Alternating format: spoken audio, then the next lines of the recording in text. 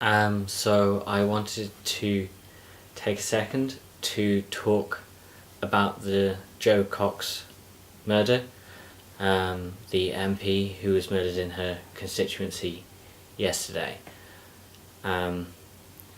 So her husband said something afterwards that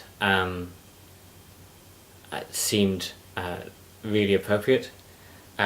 He talked about she would want two things. She would want her kids looked after, obviously, but that she would want her death to unite people in fighting against the hatred that killed her. And I thought those were very powerful words, and I thought that was a very relevant message. So I just wanted to take a second to talk about that, because I think not only is he right, but the things that she fought for I think are right too. So there is a problem, and so obviously the referendum is a whole thing, that because there's a discussion around whether the man who killed her was motivated by either the referendum or her views on refugees and trying to look after them. And there's been suggestions that he shouted Britain first or put Britain first. And there seems to be reasonably strong evidence that he was subscribed to some neo-Nazi publications. Now, whether or not he did shout those words, or exactly what his motivations are I think slightly beside the point. As is the referendum, she certainly had very strong views on it, and if you want to see what her views were, I go and look at her Twitter page, is my advice on that.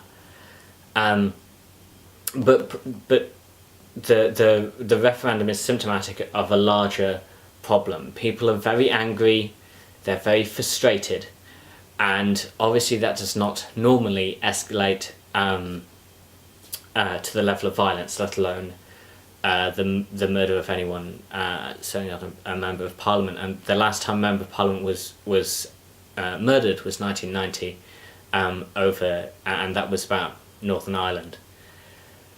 So, I think we need to talk about what we do about that anger and that vitriol, and how we're going to deal with it.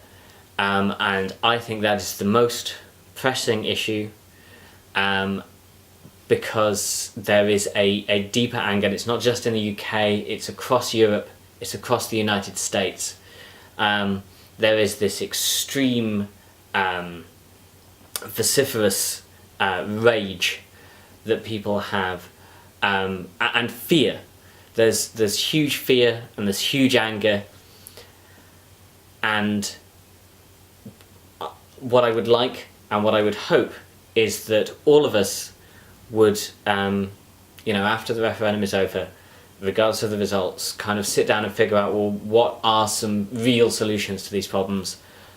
What are we going to do? How are we going to help people? How are we going to move away from that angry, vicious discourse that has been stoked up by some people and some publications, but also has, economic roots and cultural roots.